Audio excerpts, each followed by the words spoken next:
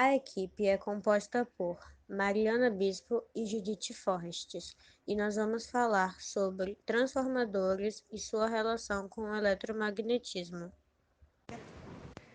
Transformadores são máquinas elétricas em repouso e que trabalham apenas em circuito de corrente alternada. Os transformadores têm a capacidade de transmitir a energia elétrica de um circuito para outro, através de campos magnéticos, transformando os valores de tensão e de corrente ao mesmo tempo.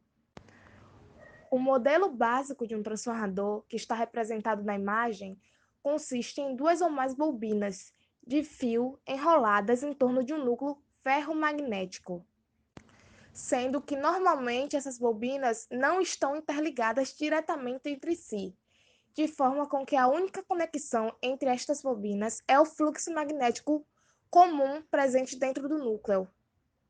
Bobinas são enrolamentos de fio de cobre, isoladas por verniz. A bobina próxima da fonte de tensão é chamada de primária e a bobina próxima da carga é chamada de bobina secundária. As bobinas do transformador são isoladas entre si. A transferência de energia da primária para a secundária é feita através das linhas de forças magnéticas.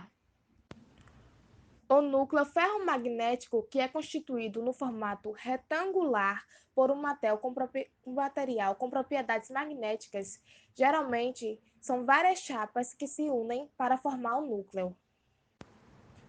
O núcleo do transformador diminui a dissipação do campo magnético, fazendo com que o maior número de linhas magnéticas chegue à bobina secundária. Quando a bobina primária é conectada em uma fonte de corrente alternada, surge ao seu redor um campo magnético variável. O campo magnético gerado pela primeira bobina corta as espiras da bobina secundária. Como consequência da variação do campo magnético nas espiras da bobina secundária, surge nessa bobina uma tensão induzida.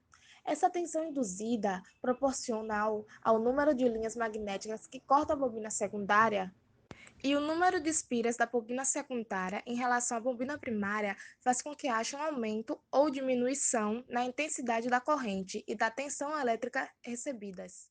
Created using Powtoon.